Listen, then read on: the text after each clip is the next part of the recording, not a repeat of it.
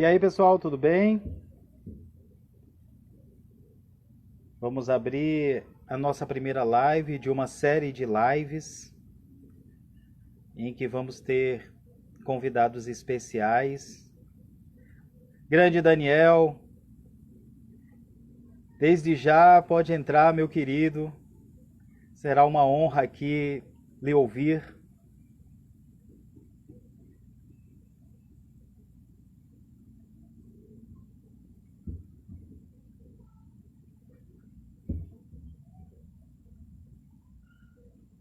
Já vou lhe convidar aqui, Daniel.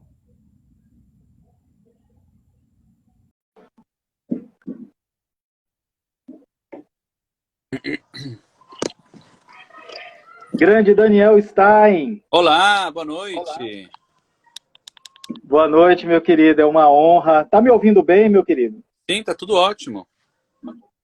Excelente, excelente. A minha internet está fluindo aí para ti ou ela está dando engasgos, algo do tipo? Tá tudo ótimo, aqui tá maravilha, ouvindo bem, tudo tranquilo. Ok, excelente, excelente. Então vamos iniciar sem mais delongas.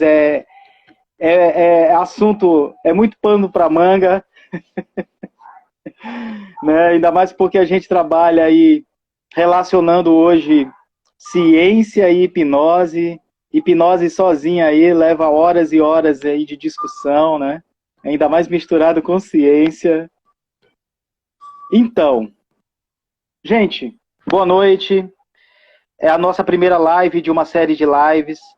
Temos um convidado especialíssimo aqui, o professor Daniel Stein, profissional exuberante, podemos dizer assim, tem diversas formações, respeitável. Conheci ele em uma das minhas formações em São Paulo e para minha felicidade, estou em outra formação com ele. Então, assim, é muito bom, né, trocar ideias com essa personalidade. E hoje o tema da nossa live é hipnose é ciência? Com interrogação mesmo. É uma pergunta e uma pergunta mestra em que vamos trabalhar hoje. E aí eu deixo a palavra com o Daniel Stein, no nosso primeiro tópico, sobre o profissional Daniel Stein. Quem é Daniel Stein? Daniel, a palavra é sua, meu querido.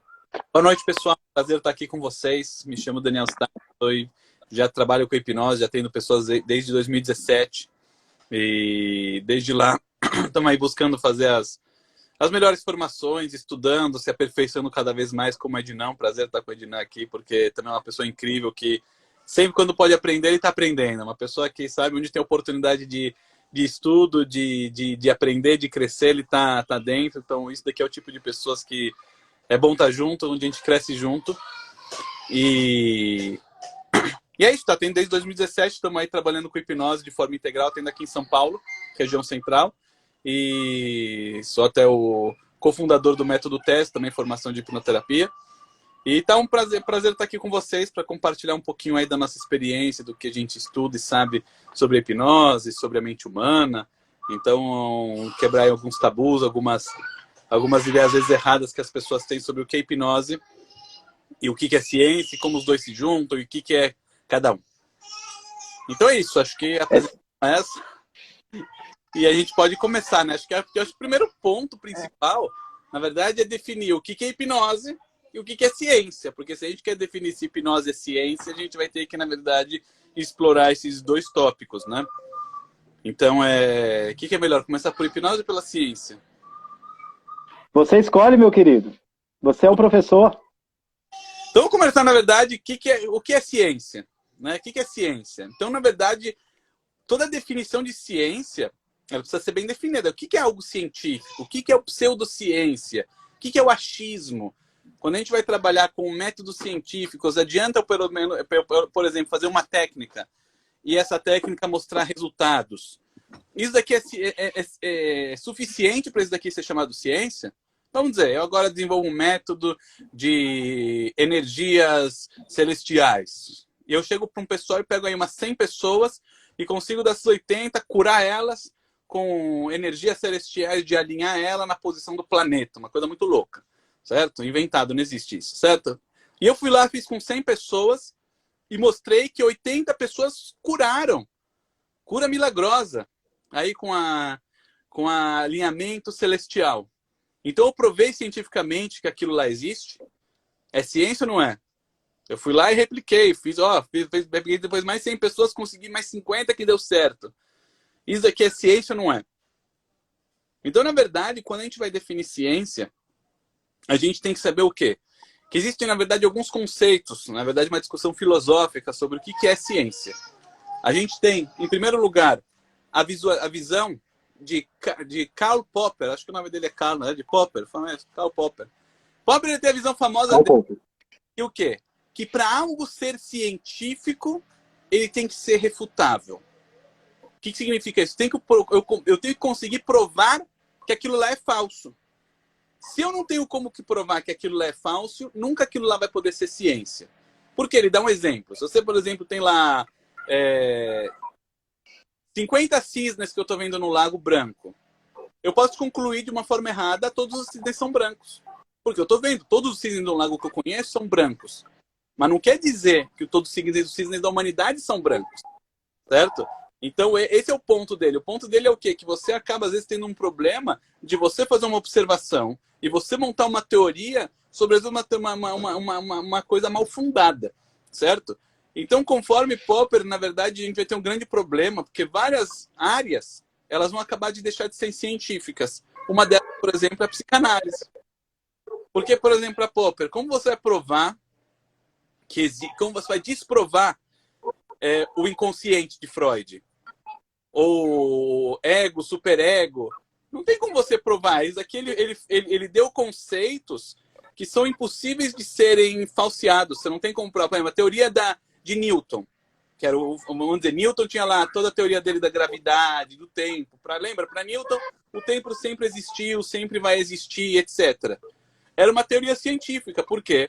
Na hora que veio Einstein e provou que o tempo é relativo, e o tempo não é que sempre existiu, o tempo teve um início. Antes, o tempo ele existe quando tem matéria. E ele foi lá e destruiu tudo que Newton falou, acabou, a gente abandonou Newton.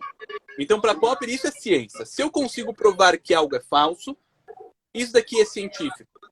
Na hora que eu não consigo provar que isso daqui é falso, isso daqui já começa a entrar em pseudociência. Certo? Então, o que acontece? Áreas, por exemplo, de biologia, como às vezes até a biologia, como às vezes as histórias pré-históricas, até a teoria da evolução, vai ter muita coisa que não vai ser científica, vai ser ciência. Eu tenho uma crítica muito grande hoje em dia sobre se a visão de Popper ela entra ou não, certo? Isso aqui vai ter impacto pra gente. Por exemplo, para Popper ele fez uma crítica muito... Ele fez um livro só contra Freud, falando que não era ciência, era pseudociência. Mas a gente entende que a visão dele acaba sendo muito restrita, muito rigorosa, certo? Por quê? Como eu falei, você entra em conflitos com outras áreas, certo? Por exemplo, a geologia. Como você vai saber a questão da exploração dos dinossauros? Às vezes tem coisas que você tem que supor, não tem como refutar isso daqui, porque não tem como de onde você tirar para refutar aquilo. Então você vai tirar agora áreas da ciência inteiras. Então, na verdade, eu gosto de usar um modelo um pouquinho melhor. A gente tem o quê? Tem que separar isso daqui em 3 coisas, certo? Existem 3 pontos. Tá com som, não para você. Alguém falou que não tem o som. Dá para ouvir? Tá bem? Bom, eu tô te ouvindo bem. Tô te ouvindo bem, beleza, claramente. Então, o que acontece? A gente, na verdade, tem 3 coisas. A gente tem provas científicas, a gente tem evidências científicas, a gente tem teorias científicas. O que é isso? Na hora que a gente, por exemplo, eu pego uma maçã, abro a mão e a maçã cai, a gente tem o quê? Uma prova, certo? Uma coisa clara que pode ser replicada em laboratório várias vezes, que o quê? Que algo puxou essa maçã para baixo, certo? Ótimo, isso daqui pode ser provado, pode ser replicado. Isso aqui é uma prova, não tem quem refutar isso daqui. Maravilha. Existe outra coisa que é chamado que evidências. O que são evidências científicas? Você, por exemplo, vai lá, está escavando, está lá fazendo uma expedição arqueológica, e você, de repente, cavou e achou lá pegadas de algum bicho que tinha 6 dedos e meio. Puta! Você vê as pegadas desse bicho indo para uma toca. Alguma coisa de muitos anos atrás. Você não está vendo esse bicho. Não tem como se replicar isso daqui. Você pode fazer o quê? Você tem uma evidência que existia um bicho que tinha, talvez, 6 patas e meia, e ele foi para aquela direção. Certo? Isso daqui é o... Seria legal até, de, né? Pode pegar, coloca a hipnose em ciência, fixa ele, isso, deixa aí o tema fixado. E daí o que acontece? Na hora que você tem uma evidência, isso daqui é algo mais fraco que uma prova científica, certo? Você não está provando algo, você tem uma evidência que aquilo lá existiu. E sobre isso você vai poder fazer uma teoria. O que é uma teoria? É a tua interpretação sobre aquilo. E a teoria, ela pode, na verdade, cair, entrar uma outra. Então, na verdade, vamos dizer, a psicanálise. Na hora que Freud trouxe todo o conceito de inconsciente. Isso é uma teoria. Ele fundamentou isso daqui em evidências da prática dele. Não dá para você querer fazer isso aqui como matemática para ser ciência, porque você vai medir num laboratório. Porque não dá. Que nem dinossauros. Você tem o que? Evidências dele, você constrói teorias de como eles morreram, do meteoro, teoria da evolução. Tudo isso daqui são teorias que você constrói em cima de algumas evidências, certo? Que é baseado, certo? Como se diz, na imaginação ou na percepção que você vai ter sobre aquelas evidências. E Newton percebeu, pela teoria dele, que existia uma gravidade, certo? E ele fez todos os cálculos dele, veio Einstein depois e provou que não era bem assim, certo? Então, esse é o grande ponto. A gente separar essas três coisas. E onde entra a hipnose em tudo isso? Certo? A hipnose, em primeiro lugar, ela foi muito criticada no início dela, muito mal vista, por causa de Mesmer. Na verdade, tudo começou com Mesmer. Quem era Mesmer? Mesmer era um magnetista. Ele foi o que começou a hipnose. Ele fazia o quê? Ele usava algo totalmente místico, né? Para fazer o que ele fazia com o magnetismo. O que ele fazia? Ele pegava pessoas, vamos dizer, aquelas mulheres histéricas, né? Quem conhece mulher histérica? Às vezes é só entrar em casa e você acha que uma mulher histérica. As mulheres histéricas, antigamente, que choravam bastante, que gritavam, tinham ataques de raiva, certo? Ele tratava essas mulheres histéricas.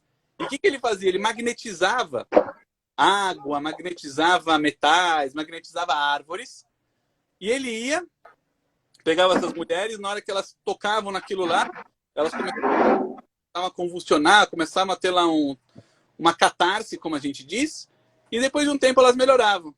Então esse era o tratamento de Mesmer. Ele achava que ele estava trazendo um fluido magnético. Então ele às vezes pegava ímãs e realinhava os fluidos magnéticos. E ele magnetizava aqui e acolá. Até que o rei Luís XVI falou, chega, vamos ver o que esse Mesmer está fazendo. Que ele realmente curava as pessoas. Ele fez uma comissão, onde Franklin foi um dos participantes dessa comissão, certo? Para analisar. E Lavoisier também foi. E eles chegaram e começaram a fazer uns testes bem simples. Falou, vamos ver uma coisa. Eles pegaram uma árvore e mandaram Mesmer magnetizar uma árvore. Beleza, ele foi lá, fez os passes, abracadabra, magnetizado. Eles chegaram pro cara e falou, olha, você agora vai daqui a pouco encostar na árvore magnetizada de Mesmer. Só que eles colocaram o quê? Umas 4 ou 5 árvores antes. Daí falaram, cara, abraça essa árvore. O cara, na hora que abraçou, ele já sentiu um pouco mais tonto.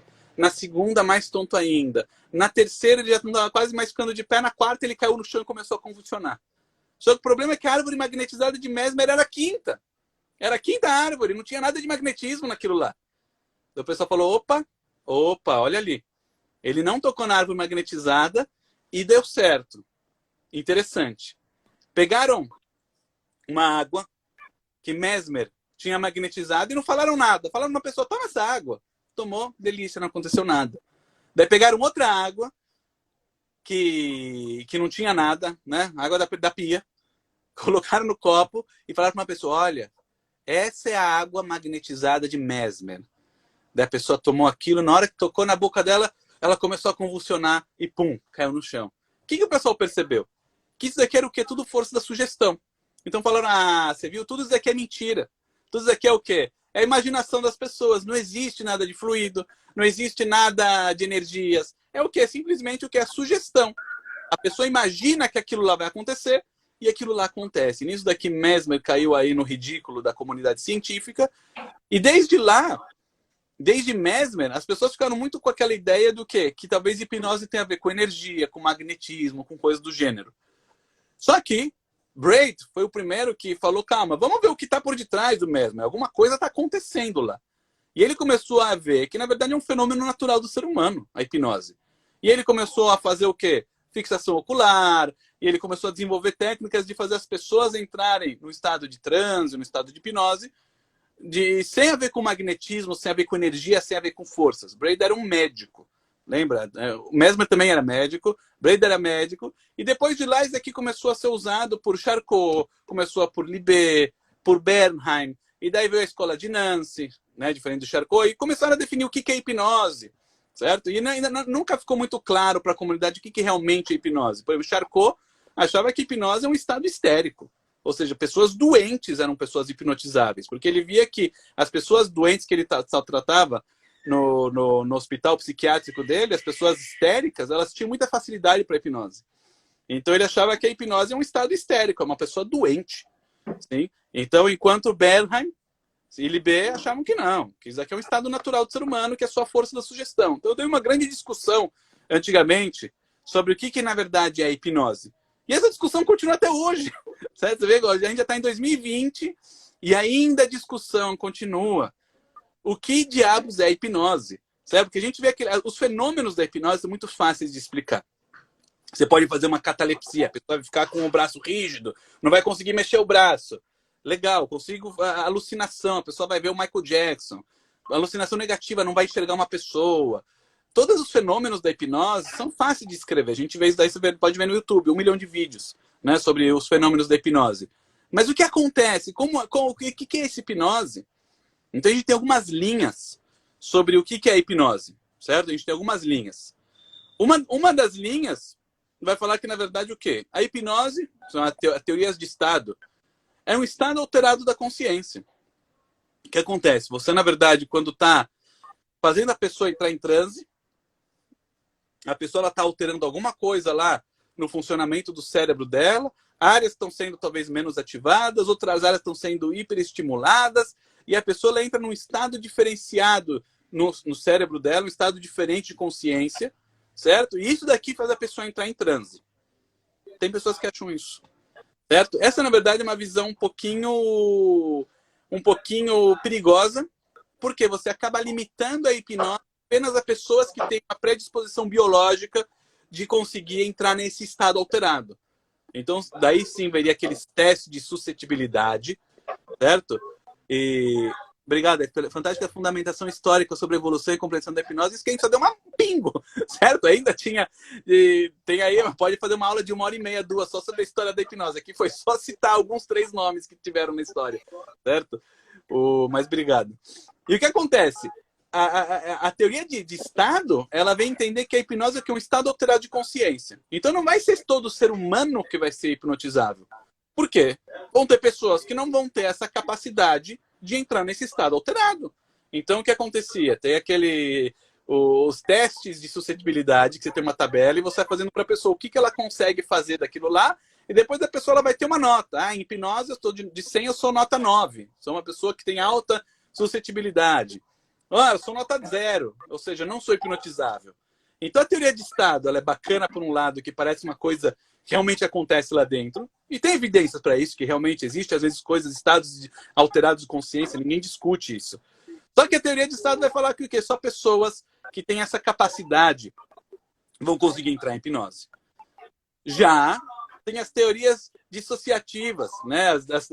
As teorias vão achar que você vai fazer o quê? Você está separando áreas da mente. Isso daqui tem vários teóricos que vão sustentar isso, que na verdade você na hipnose, você na verdade não é que está entrando num estado alterado, mas você está separando funções da sua mente, onde você deixa a consciência de um lado, o meio que subconsciente do outro, um não entende muito o que o outro está acontecendo, e por isso você consegue fazer fenômenos de, por exemplo, fazer um braço levitar, e a pessoa olha aquilo e fala, que diabo isso daqui está acontecendo? Ou seja, uma parte do cérebro dela, Hilgard fala assim, Hilgard vai falar que você vai ter o quê? Uma parte que vai observar e vai falar que diabo está acontecendo, e a outra parte que está fazendo aquela parte, a mão levantar, certo? Essa é uma segunda visão de hipnose. É interessante também, mas de novo, você precisa de pessoas que têm essa capacidade de dissociar as partes da mente. Tem até a teoria neodissociativa, que agora não é hora de entrar, que é bem complexo. Certo? E tem uma terceira visão sobre o que é hipnose, que são os teóricos do não-estado. Certo? Que vão falar que, na verdade, a hipnose é um estado natural do ser humano. Não tem nada alterado na hipnose. Barber fala assim, Kirsch fala assim, vários teóricos vão fazer o quê? Vão dizer que a hipnose, na verdade, é um estado natural do ser humano, que todo ser humano tem a capacidade de entrar. É importante lembrar que esses teóricos do não-estado, não é que eles falam que não existe um estado alterado de hipnose, de consciência na hipnose. Não é isso. Às vezes as pessoas confundem e falam, mas a gente fez a ressonância magnética e fez hipnose e viu que realmente acontece alguma coisa lá no cérebro. Vamos trazer um exemplo para você. É o exemplo que eu trouxe aqui. Eu anotei alguma coisa. Spiegel fez um experimento bacana, certo? Ele é um dos grandes nomes de pesquisa, certo? Científica da hipnose. E ele fez um teste, um exercício que a gente chama acreditar é ver. O que ele fez? Spiegel, ele pegou cartaz preto e branco e outros cartazes coloridos, certo? Então, a gente tem um cartaz preto e branco, cartaz colorido. E ele pegou pessoas, não pessoas sonambúlicas master, pessoas normais que são boas em hipnose, e ele hipnotizou elas para alucinar cor ou alucinar não cor.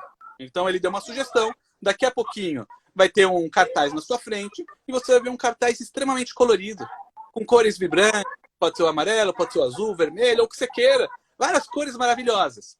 E isso daqui ele medindo as áreas que ativam no cérebro. Existe uma área, que é a área que processa o preto e branco. Existe um outro lado do cérebro que processa o colorido. Interessante isso, são pontos diferentes. E ele viu que o quê? Quando a pessoa ela não está hipnotizada e ela viu o cartaz preto e branco, ativou qual área do cérebro? Pum, o preto e branco. Maravilha, ela está vendo preto e branco. É óbvio, né? Mas na hora que ele hipnotizou a pessoa, e a pessoa falou, quando você abre os olhos, você vê um cartaz colorido, na hora que ela abriu o olho, o que viu? Pum! Ativou o lado colorido. Como se ela realmente tivesse vendo colorido. Opa, curioso isso. Ele fez outro experimento, o contrário. Pegou o cartaz colorido, deu para uma pessoa ver, viu que estava ativando as áreas de colorido no cérebro. Daí passou um tempo, ele hipnotizou a pessoa e falou, quando você abrir os olhos, você vai ver uma imagem preto e branco. Não tem cor nenhuma, totalmente preto e branco, totalmente preto e branco. Quando você abriu os olhos, preto e branco. Pum, abriu os olhos, que é a hora que abriu, que acionou o preto e branco. Então isso daqui é interessante como você vê o quê? Realmente existe áreas que você acaba ativando ou não ativando no cérebro. Mas não é isso que o pessoal do não-estado está falando. Não é que a hipnose é uma encenação. Muitas vezes as pessoas entendem isso. E levou até um tempo para entender isso. Certo? Até que eu fui ler o Kirsch, Irving Kirsch, que também é um dos grandes nomes da hipnose científica, digamos assim, ou hipnose comportamental, como você queira chamar ela. Irving Kirsch, ele fez um livro, Handbook, o livro de mão de hipnose, da prática de hipnoterapia, não lembro, um livro capa vermelha, certo? E nesse livro ele traz todas as teorias e lá ele explica bem a visão do não-estado, não quer dizer que não existe um estado alterado. Quer dizer o quê? Que você consegue os mesmos fenômenos da hipnose no estado de vigília.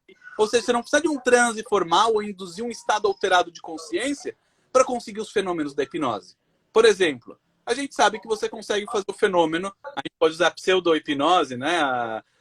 De você fazer o quê? De fazer os dedos magnéticos. Você vai lá e cola o dedo do ser humano, quando ele vai lá, opa, o dedo não abre. Isso usa um pouco do fisiológico, certo? Você não precisa de hipnose para isso. Mas você vai fazer uma pessoa acreditar. Depois você pode fazer uma mão colada, que vai fazer o quê? A mão colada 1, que vai fazer a pessoa nessa posição não conseguir tirar a mão, também tem um pouco fisiológico. Até que chega uma hora que a mão colada 2 não tem nada de fisiológico, ela simplesmente poderia abrir, mas a mão da pessoa colou. Mas calma, você não fez nenhum transe na pessoa. Você foi o quê? Somente compondo sugestões. Que nem você pode, que nem Erickson fazia bastante, no meio da conversa, fazer o braço da pessoa levitar. Mas ele não fez nenhum transe, ele não fez uma indução formal, ele não falou olhar para aquele ponto. Você simplesmente foi o quê? Levando a pessoa numa conversa, fazendo ela imaginar aquilo, a ponto do braço dela levitar. Da mesma forma, você pode fazer, às vezes, até alucinação. Colar a mão de uma pessoa na mesa, é bem simples, fazendo o quê? Hipnose conversacional.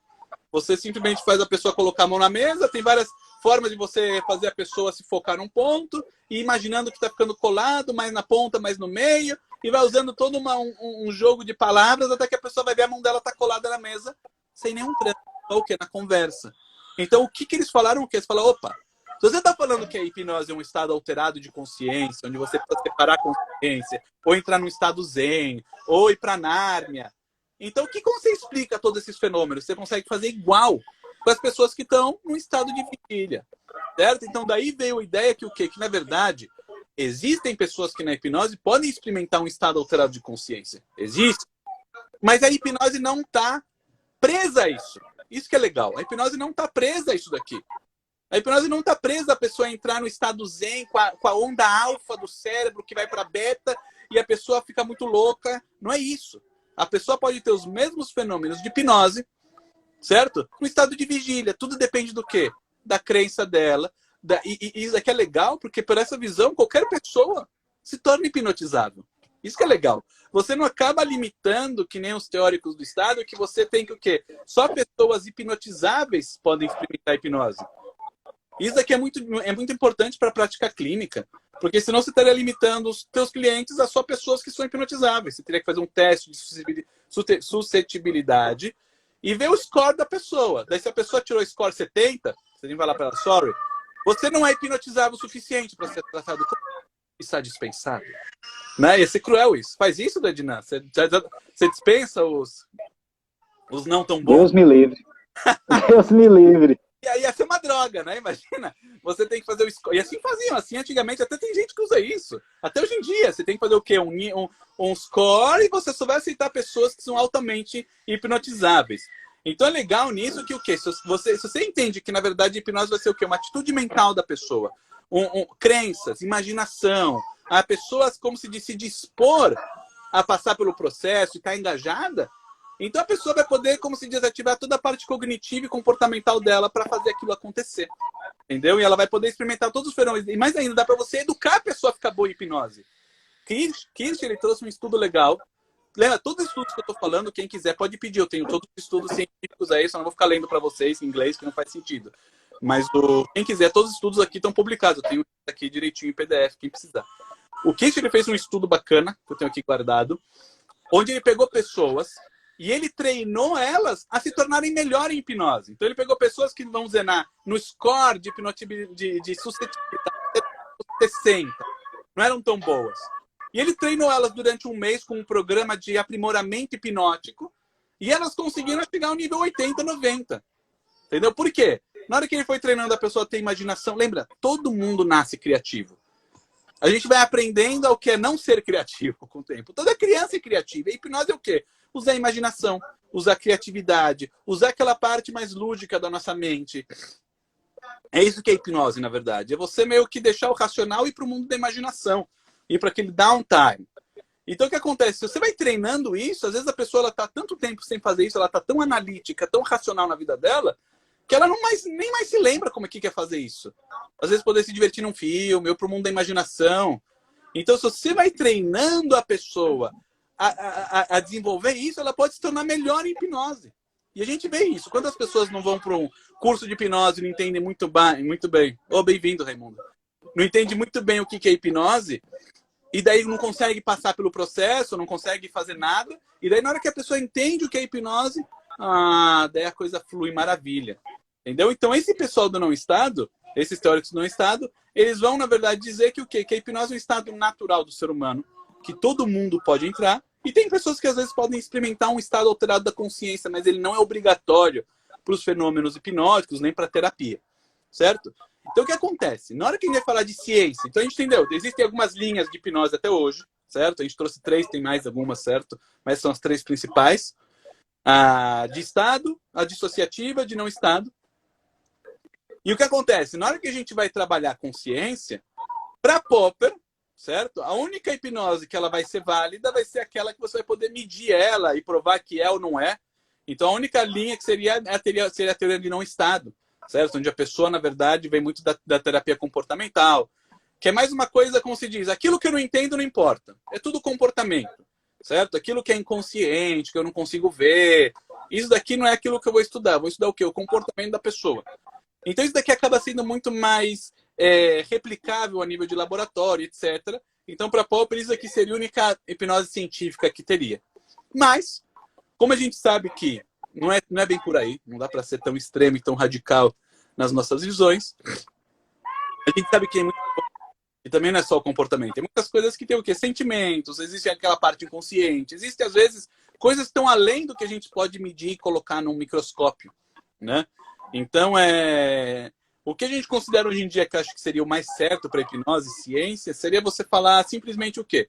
Se você consegue fazer estudos científicos sérios, onde você vai ter um grupo de placebo e um grupo de hipnose, e vai mostrar que existe uma diferença entre eles, então sim você está conseguindo provar que a hipnoterapia está sendo eficaz. Porque, por exemplo, como é o nome da... Não me fugiu a palavra. Homeopatia. De quem? Homeopatia. Homeopatia, Dina? Você gosta de homeopatia? Gosta? Aquelas medicações gradativas, não é isso? As bolinhas de açúcar. Sim. As bolinhas de açúcar. Uma vez, um amigo meu foi lá e tomou um pote inteiro daquelas bolinhas de açúcar. Daí falou, remédio, sei lá o que, ligaram pro meu pai, falou, o que acontece? Falou, não acontece nada, pode tomar o pote todo, nada acontece com isso daqui, não tem perigo nenhum, a dose é muito pequena. Meu, já tem estudos científicos inteiros que a homeopatia não faz nada, certo? Não é nada mais que placebo. Não vou querer discutir agora o mérito da coisa, não. Pega os estudos científicos, vê a eficácia da hipnose. Você vai ver, tá provado, desculpa, da homeopatia, tá provado que a homeopatia e placebo é igual, certo? Ou seja, para você provar que algo é melhor, você tem que provar que o quê? Que existe no grupo de controle algo que se supera. Ah, mas a homeopatia é ruim? Não. Pode ser muitas vezes que a homeopatia é uma ótima solução, por quê? Se você vai sentar com o homeopata e não vai ser aquela consulta do alopata que é 5 minutos e pega remédio, ele vai falar com você, e ele vai se importar, e ele vai entender do seu dia, e ele vai mostrar empatia, e ele vai escrever, e você vai acompanhar, ou seja, está tendo todo aquele carinho, aquele amor, aquele acolhimento, e etc. As pessoas melhoram, entendeu? Esse é o ponto, não é que não serve. Mas na hora que você vai querer passar o pente fino científico, esquece, porque você pega as pesquisas científicas, você vê que nos grupos de controle não mostra eficácia nenhuma, certo? Nada mais que o placebo. Ó, eficácia do placebo. O que é o efeito placebo? O efeito placebo é o efeito que o quê? Que a pessoa, pela crença dela, ela melhora, mesmo que aquele componente não tem nada de especial. Isso aqui é fato. O efeito placebo... Se você pega uma pessoa, você dá para ela uma pílula, e você fala para ela que está um remédio maravilhoso, que vai te resolver X coisa, e ela acredita naquilo, ela vai melhorar. Mas não tem nada no remédio, melhora. Certo? Isso daqui é algo que é científico também, porque todo remédio que vão lançar, eles têm que fazer 2 grupos. O do placebo, que as pessoas não sabem, né? Ah, tá aqui o remédio, e o outro que é um grupo normal, onde está o remédio. E o remédio normal ele tem que mostrar uma eficácia maior que o placebo, que em geral 30% se melhora com o placebo, certo? Tem até pessoas hoje em dia que tomam placebo de propósito. Você pode saber que é placebo, funciona igual. E se é uma pílula grande, melhor que comprimido placebo. As cores influenciam se é vermelho ou azul. Meu que isso daqui é inconsciente das pessoas, certo? Todo mundo tem que o remédio ajuda. Aquilo lá meio que está linkado na nossa mente. Se você tomar um remédio, a tua mente vai fazer uma coisa que no teu sistema imunológico vai melhorar, certo? Olha que louco. Então, o que acontece? Muitas pessoas, como Ivan Kirsch, eles vão falar que a hipnose nada mais é o quê? Que o efeito placebo. Eles falam isso porque o quê? Que, na verdade, o que é hipnose? É você acreditar que aquilo lá vai melhorar. Certo? Então, conforme Kirsch, toda a ideia da hipnose vai ser o quê? Nada mais que o efeito placebo. Só que o efeito placebo é um efeito científico. É algo que a ciência provou que existe. Certo? E você vai poder replicar isso. Você que nem pode replicar a hipnose. Então, para Kirsch, a hipnose não vai ser nada mais, nada menos que efeito placebo. E não quer dizer que não funciona. Funciona, você está usando o placebo a seu favor. Certo? A gente vai discutir isso aqui daqui a um pouco, se realmente hipnose é placebo ou não. Mas o ponto é o quê? Que as crenças da pessoa influenciam. Aquilo que a pessoa acredita, aquilo que a pessoa acha, aquilo que a pessoa pensa, isso aqui vai influenciar ela. Então, na hora que a pessoa vai ter aqueles efeitos da hipnose que a gente está acostumado, Conforme essa teoria de não-estado, de Kish, vai ser o quê? As crenças da pessoa estão fazendo aquilo acontecer e está ativando cognições nela para aquilo acontecer a ponto que aquilo realmente acontece. Dúvidas até aqui? Estou falando, tô há 30... Eu estou até pedindo para os ouvintes aqui questionarem, né, se eles querem mais esclarecimentos, e estou solicitando deles. Eu quero agradecer a presença de todos, em especial o Alexandre e o Rafael, né, o Nelson, a Alessandra, Diana, Vanderlúcia, nossa, tem muita gente aqui, o Igor, Marissa, e a Mariúcha, eu não sei se ela ainda está no ar, mas a Mariúcha na próxima semana estará conosco aqui, contribuindo com casos de sucesso dentro da hipnoterapia. E, meu amigo, falando de hipnoterapia, e a hipnoterapia, hein? O que seria isso, na sua concepção? Hipnoterapia é você usar os conceitos filosóficos de modelos de terapia num contexto de hipnose. E conforme, aliás, vai depender de cada teórico que está fazendo com isso. Conforme Kirsch, que toda a ideia é placebo, você estaria, através da hipnose, aumentando o engajamento da pessoa e aumentando a expectativa dela com o tratamento, por a hipnose ter o conceito na mente das pessoas ser algo mais fenomenal. Então, para ele, na verdade, é uma potencialização do placebo em que você vai usar com teorias filosóficas da terapia, certo? Isso é conforme Kirsch. Tanto é que ele falou, eu vi uma pesquisa que ele fez no livro dele, onde ele pegou pessoas que ele fez uma abordagem da TCC, certo? Cognitivo-comportamental, onde ele fez só uma técnica de relaxamento. Então ele falou, você vai deitar e você vai respirar fundo, e você vai relaxando os olhos, vai relaxando a boca, uma técnica de relaxamento para respiração. E ele fez tipo uma indução hipnótica, só que sem falar hipnose. Só relaxar e relaxar e relaxar, e fez ABCDE, que era o processo dele cognitivo. Depois ele pegou um outro grupo de pessoas e falou, agora a gente vai usar a hipnose. A hipnose, a gente vai usar a hipnose com você, então senta, vamos fazer para a hipnose, você relaxando os olhos. A mesmo script, ele usou a mesma coisa, de respiração, do olho, e fez ABCD, o processo que ele fez comportamental. E ele viu que o pessoal que ele usou hipnose melhorou muito mais. Mas ele fez a mesma coisa, ele não mudou nada. Ele fez o mesmo processo de respiração, a mesma indução hipnótica, o mesmo processo de imaginação no lugar seguro e etc. E a única coisa que ele mudou foi a palavra hipnose. Então o que ele quis mostrar disso? Que na verdade a palavra hipnose é que nem uma pílula bem grande para as pessoas. Vamos dizer, aquela pílula que dá a expectativa de melhorar. Aquilo meio que brilha nos olhos das pessoas. Então a pessoa, por ouvir hipnose, ela já tem aquela ideia, puxa, se dá para hipnose fazer um braço ficar rígido, esquecer o nome e etc., vai resolver o meu problema. Então isso daqui aumenta a expectativa dela muito mais. Isso daqui faz o embasamento que seja que você vai fazer funcionar muito melhor. Certo? Essa é a visão de Kirsch. Óbvio, a visão, uma visão da psicanálise vai dizer o quê? Não, você na verdade está fazendo o quê? Está acessando o inconsciente da pessoa, e está acessando aquele material reprimido, e está acessando memórias traumáticas, está acessando a raiz do problema, onde você vai conseguir fazer o quê? Tirar aquela emoção negativa que está criando sintomas. Lembre-se, isso aqui é uma explicação filosófica, não é científica. Não tem como você provar que existe a emoção lá, e não tem como fazer isso daqui, certo? Isso daqui é o quê? Um embasamento filosófico, que na verdade a maioria das psicoterapias elas se baseiam nisso, né? Vai pegar da psicanálise,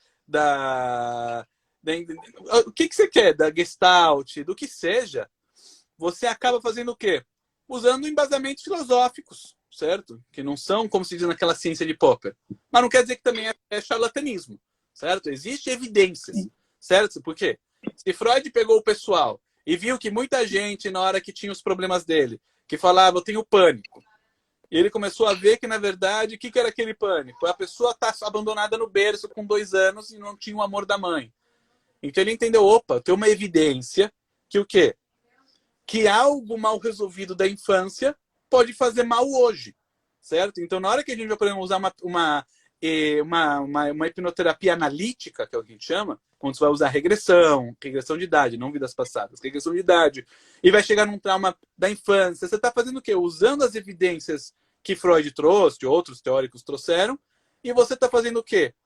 Usando a teoria dele, que existe o quê? Algum inconsciente, alguma coisa que guarda aquilo lá reprimido, etc. E você está fazendo o quê? Arrumando aquilo lá, ressignificando, reeducando, o que seja. Então, ou seja, você, que nem a gente falou, aqueles três princípios, está pegando uma evidência, que nisso daqui teve uma teoria, não quer dizer que essa teoria é válida, pode ser que não, mas funciona. Porque você pode fazer o que? Um estudo, existem pesquisas científicas, que pessoas que passaram por esses processos de psicoterapias ou hipnose conseguiram resolver depressão, ansiedade, pânico, muito mais que um grupo de controle que não passou por nada, certo? Então isso daqui é muito interessante saber o quê? Não quer dizer que a teoria de Freud é 100% correta. Não, é uma teoria, certo? Pode ser que vai vir alguém e falar uma teoria muito melhor e você não consegue desprovar. Pode ser que sim ou pode ser que não.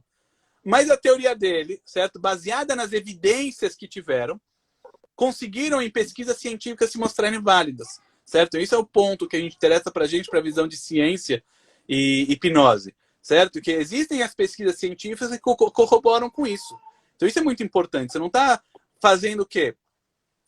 Somente ilusão para as pessoas ou placebo, porque na hora que você vai fazer o grupo de controle, o grupo da hipnose se mostra maior que o do grupo do controle. Vou trazer um exemplo daqui a pouquinho.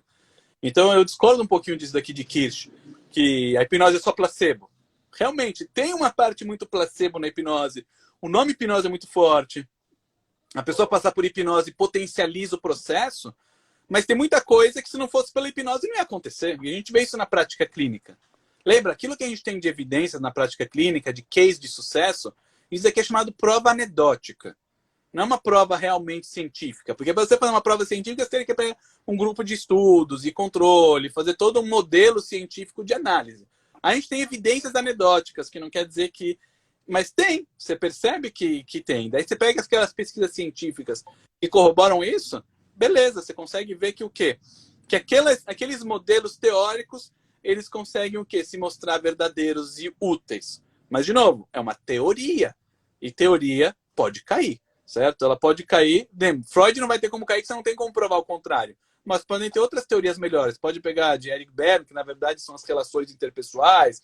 Ou você pode pegar os alunos de Freud, quantos tiveram aí, Jung e Adler e etc., que deram outras interpretações sobre todo aquele inconsciente, o id, ego e superego e etc. Você vê que as teorias elas podem mudar, certo? As evidências estão lá. Às vezes acontece da pessoa ter coisas reprimidas que causam problema. Você pode ter uma outra linha humanista. Vai falar que não importa a etiologia do problema, não importa o passado, não importa o que foi. Erickson era assim, né? O que importa é o que você desenvolver recursos, você trazer o que? Comportamentos novos, soluções, abrir o caminho, deixar a pessoa descobrir algo novo. Tá bom?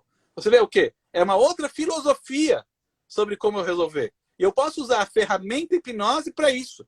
Lembra, a ferramenta hipnose ela pode ser usada tanto na parte do comportamental, uma linha humanista de você fazer a pessoa achar os recursos. Você pode usar uma linha analítica de ir buscar a origem do problema. Você pode usar de Eric Berne, de você querer achar as questões interpessoais da pessoa. Você pode usar tipo, da Gestalt, etc. Você pode usar para a linha que você queira. Ou seja, a hipnose ela é um recurso que pode potencializar de várias formas. Um, pelo efeito placebo, que ninguém já provou, que isso daqui é fato. E dois, porque a hipnose pode, às vezes, superar também o efeito placebo. Até aqui tá claro? Antes da gente trazer o exemplo do placebo? Excelente. Não, tá claríssimo. O Alexandre Melo, que também é professor de hipnose e hipnoterapia, ele até fez uma contribuição. E aí, se você concorda ou não, na meditação usamos uma percepção semelhante sobre a alteração do estado de consciência. E aí, meu amigo, você concorda? Discorda? Você mede as ondas cerebrais, tem mudança. Mas o ponto é o quê? Na hora que você está fazendo uma mão colada na mesa da pessoa, teve alteração cerebral? Entendeu? Você consegue, às vezes, ver o quê? Os mesmos fenômenos sem isso. Esse é o ponto. Pode ter? Pode. Mas as pesquisas mostram que isso aqui não é necessário. Você vê na tua prática clínica que isso aqui não é necessário. Você consegue fazer todas as brincadeiras de street, certo? De hipnose de entretenimento, sem usar um transe formal. Óbvio, o transe facilita. Mas você não precisa de durma e a pessoa vai lá e tá babando, e você dá sugestão e abre o olho.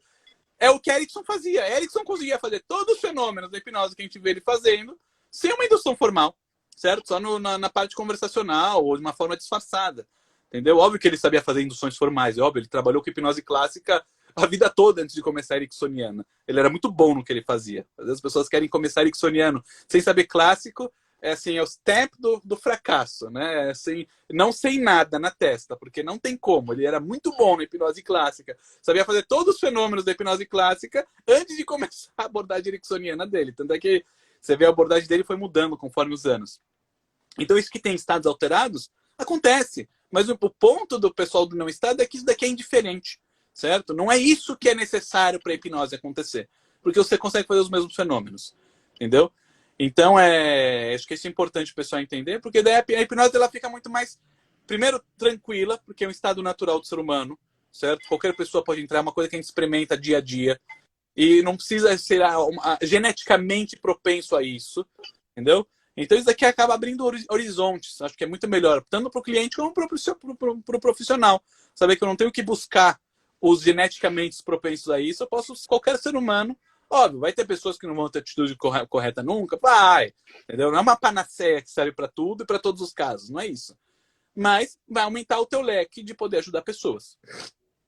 Entendeu? Então, excelente, isso é excelente. importante.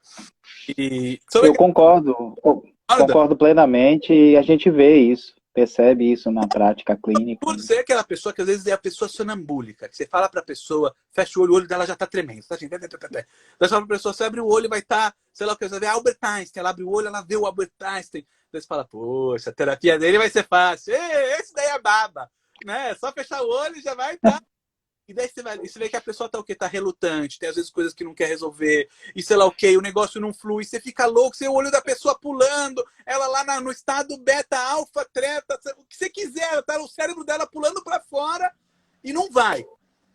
E daí você vê aquela pessoa que é super assim, fecha o olho, tá bom, tô nesse lugar, tá percebendo isso, não, tudo ok.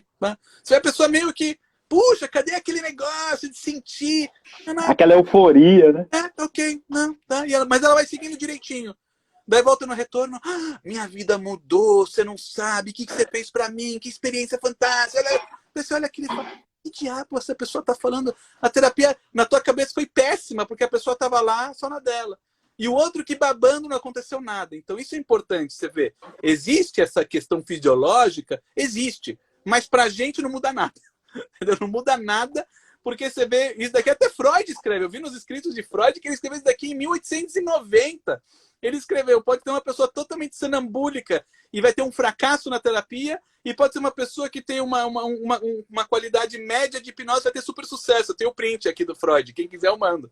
Ele escreve isso já em 1830, 1890 e pouco. Ele já escreveu isso daqui. Que, ou seja, não é a facilidade hipnótica que vai ajudar a pessoa. Por quê? É muito mais do que outros fatores, certo? Que vão ajudar. A hipnose ela só potencializa algo maior. Certo? Lembrando Sim, que excelente. O efeito placebo é legal, porque na verdade ele vai fazer o quê?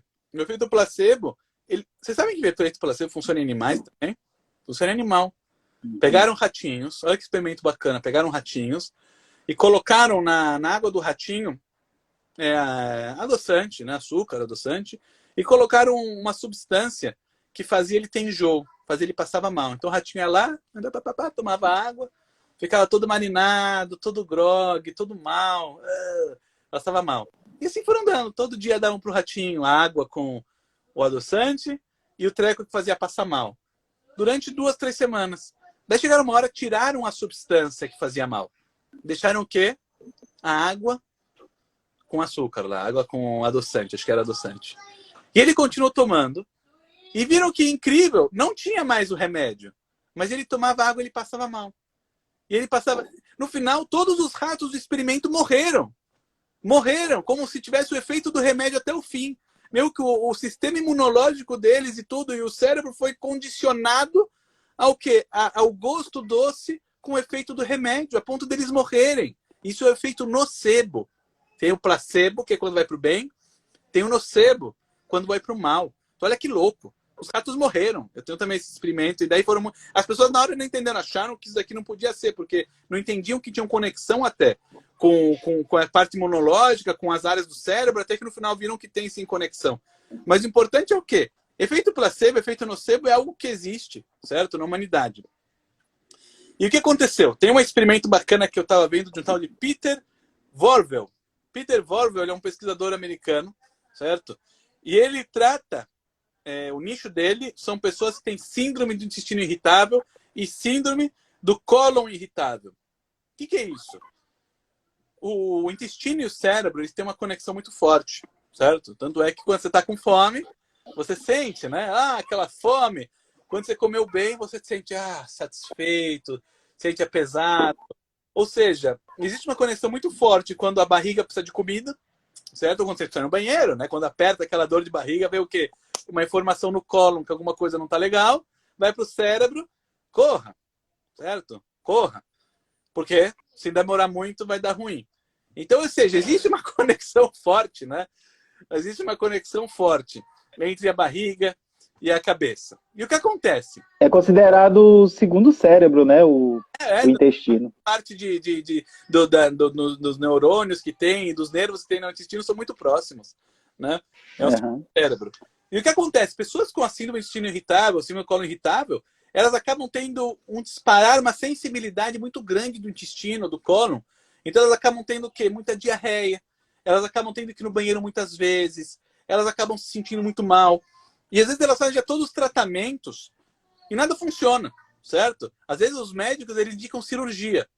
E a cirurgia sempre piora.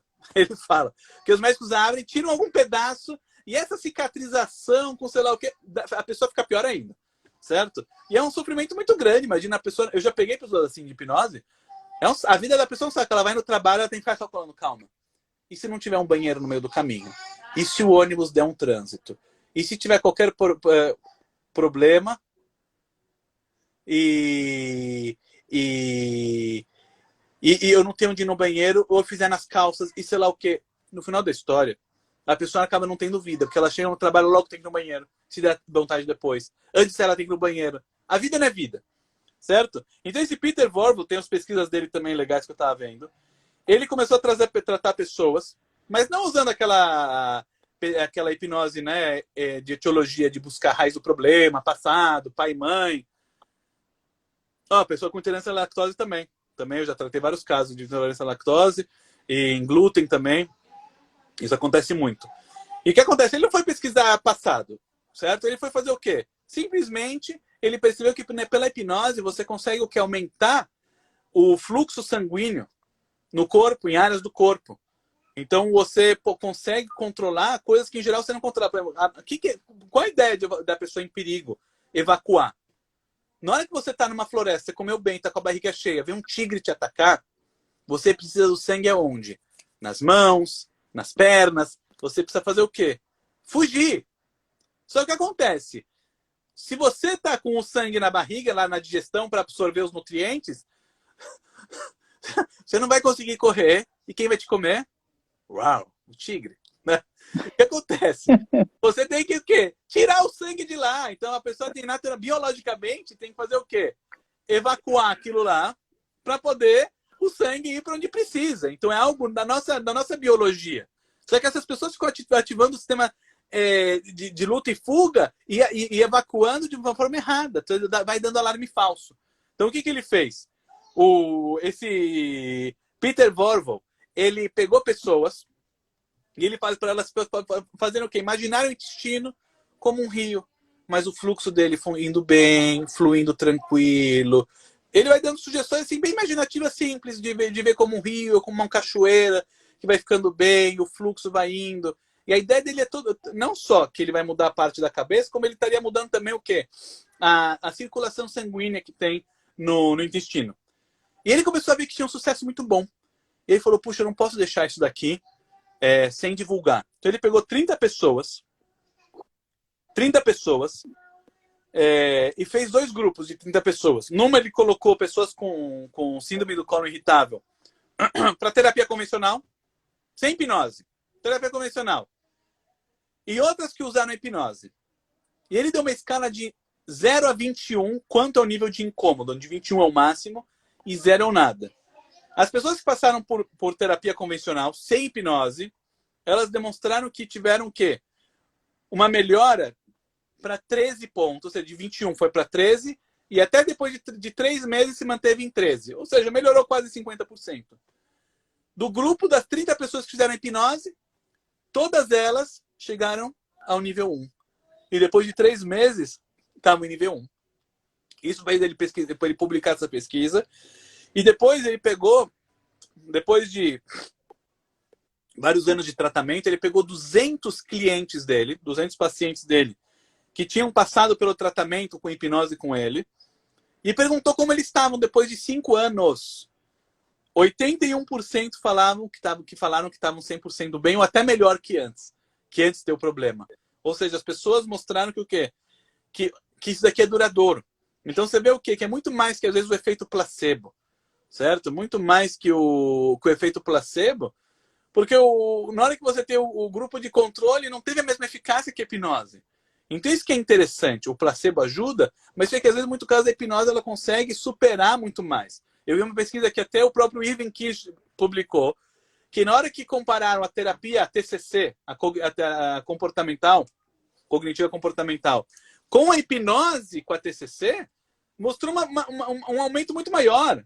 Tem aqui a meta-pesquisa que fizeram, de vários estudos, e ele mostra que quando você usa a hipnose, é muito superior, usando nas mesmas abordagens comportamentais, do que usar na terapia convencional, certo?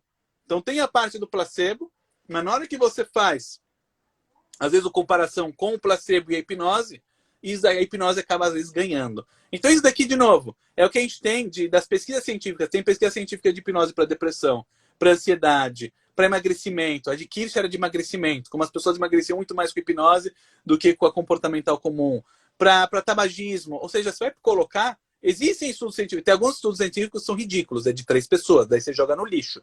Mas tem estudos científicos que são com centenas de pessoas ou de vários anos, daí sim, tem estudos científicos muito bacanas e muito legais que corroboram tudo isso aqui. Então, a gente, quando vai usar hipnose, lembra, existem abordagens energéticas, fofas e lindas, que baseiam no alinhamento, sei lá o quê, funciona, maravilha.